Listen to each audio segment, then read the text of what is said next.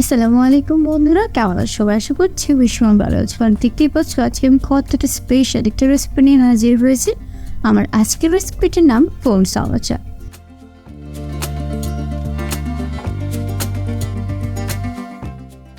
আর কোন সামোসাটা খুবই ইউনিক একটা রেসিপি, যেটা সচরাচর কিন্তু সব জায়গায় বানানো থাকে না। আর মজাদার নাস্তার টিপসটা আজকে শেয়ার করবো।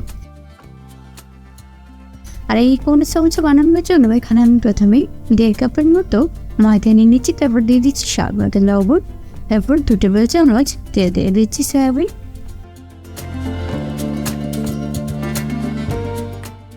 তারপর হাত দিয়ে খুব ভালো করে এগুলোকে আমি মিক্স করে নিচ্ছি। তেলের সাথে ভালোভাবে মিক্স করে নিতে হবে ময়দাটা, তাছাড়া কিন্তু পুরোপুরি এটা খুব ভালোভাবে মিশে যাবে। তো যখন সবগুলো মাখানো হয়ে যাবে তেলের সঙ্গে, এরপর কিন্তু আমি এগুলোকে নর্মাল পানি দিয়ে খুব সুন্দরভাবে একটু ডো তৈরি করে নেব।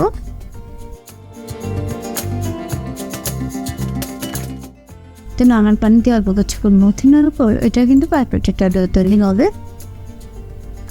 দেখতে পাচ্ছেন ডোটা কিন্তু অনেক সুন্দর হয়ে গেছে। তারপর এটাকে আমি রেস্ট রাখার জন্য উপরে কিছুটা তেল দিয়ে একটা ঢাকনা দিয়ে ঢেকে দিচ্ছি। আর এর মধ্যে তেলের পুরটা রেডি করে নেবো ভেতরে। তার জন্য চলে একটি প্যান বসিয়ে পর্যাপ্ত পরিমাণে তেল দিই।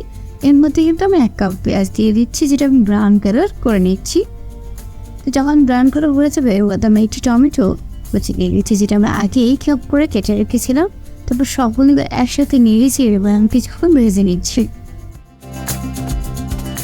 এরপর দিয়ে নিচ্ছি 2টো কাঁচামরিচ কুচি, যাতে করে খুব সুন্দর একটা ফ্লেভার বের হয় এবং দেখতেও ভালো লাগে। তো আবারও সবগুলোকে আমি নেড়েছে মিশিয়ে নিচ্ছি।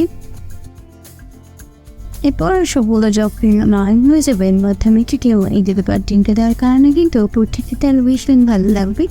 তো ডিমটা দিয়ে এবার আমি নিয়ে ছেড়ে আবার ভেজে সবগুলোর সঙ্গে এবার মিশিয়ে নিচ্ছি।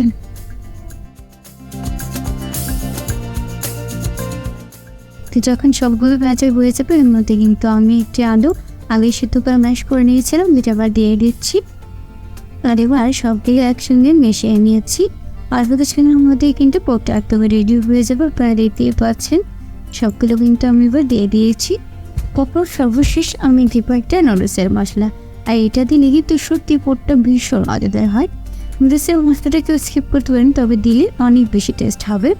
তো যার জন্য আমি নুডলসের মশলাটা দিয়ে পোকটাকে রেডি করে নিয়েছি। কিন্তু এগুলোকে আমি তুলে নেব। আর অন্য পাশে রেস্টে রাখা এই ডোটাকে আমি আবারও কিছুক্ষণ নিয়ে মথে নিচ্ছি। তারপর এর মধ্যে কয়েকটা লেচি তৈরি করে নিচ্ছি। সবগুলিকে রাউন্ড করে আলাদা একটি সাইডে রেখে একটা লেচি আমি নিয়ে নিচ্ছি। তারপর আমি লেচিটাকে একটু গোল করে এর মধ্যে আমি ময়দা ছিটিয়ে দিচ্ছি এবং একটা বেলুনের সাহায্যে কিন্তু আমি রুটিটা তৈরি করে নেব।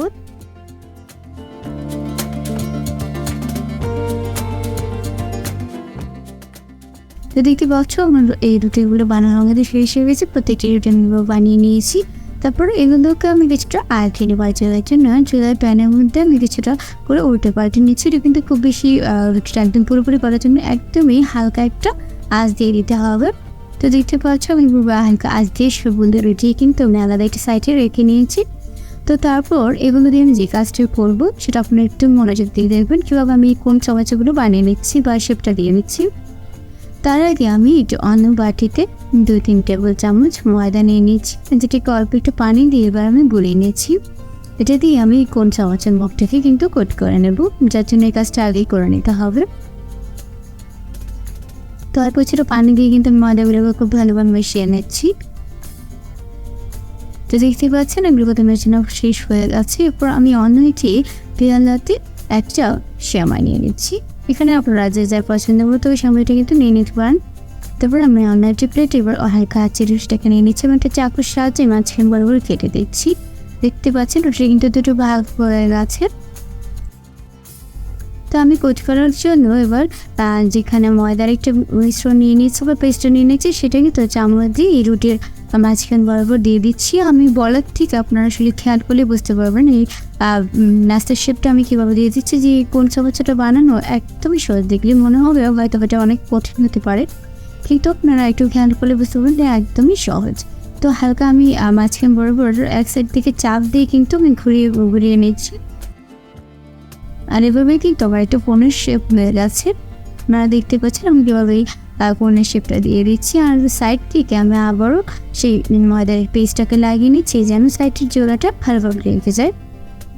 তারপর মাঝখানে যেভাবে কোণের মতো পাকা হয়েছে সেই পাশটায় কিন্তু আমি যে পোরটা রেডি করেছিলাম সেই পোরটা দিয়ে দিচ্ছি পরিমাণ মতো।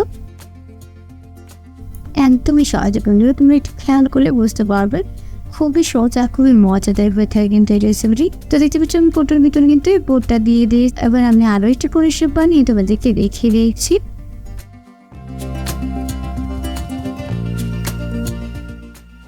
আর সবগুলোকেই কিন্তু ভিতরে আমি এইভাবে পোর দিয়ে দিচ্ছি। তারপর পোরটা দেওয়ার পর আমি যে পেস্টটা তৈরি করেছিলাম ময়দার, সেই পেস্টটার মধ্যে এবার একটু কোট করে নিচ্ছি যেন মুখটা আটকে যায়। তারপর যে আলাদা একটি বাটিতে আমি সেমাই নিয়েছিলাম সেই সেমাইটাকে আবার এর মধ্যে গড়িয়ে নিচ্ছি।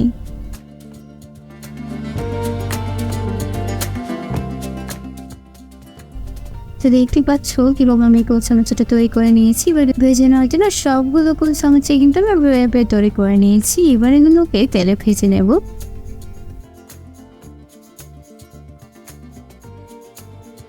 তুমি ভেজে নেওয়ার জন্য চুলায় একটা প্যান বসিয়ে তেলটাকে গরম করে নিয়েছি। একটা একটা করে কোন চামচে কিন্তু এর মধ্যে দিয়ে দিচ্ছি।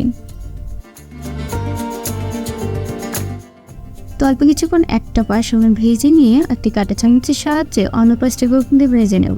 যখনই ভীষণ সুন্দর একটা কালার আসবে তখন কিন্তু এগুলোকে আমি তুলে নেবো। আর যার জন্য আমি উল্টে পাল্টে দুটো সাইডে কিন্তু ভেজে নিচ্ছি। তোমরা দেখতে পাচ্ছ কতটা সুন্দর লাগছে। অল্প কিছুক্ষণের মধ্যে কিন্তু এগুলো ভাজা হয়ে গেছে, তখন আমি এগুলোকে তেল জড়িয়ে তুলে নিচ্ছি। গরম গরম এগুলোকে এখন পরিবেশন করার পর বন্ধুরা এমন সুন্দর সুন্দর আর এই নাস্তা কিন্তু সবাই পছন্দ করে। নিত্য নতুন যে কমন নাস্তাগুলো তার থেকেও বেশি ভালো লাগে নতুন নতুন নকশার তৈরি নাস্তাগুলোকে। পরিবারের কিংবা অতিথিরা ভীষণ মজাদার হয়, ভীষণভাবে কিন্তু আকর্ষণীয় যদি এই নাস্তাগুলো পেয়ে থাকে। আমার তো খুব ভালো লাগে এটা বানাতে এবং খেতেও। তাই আজকে আপনাদের সাথে শেয়ার করলাম।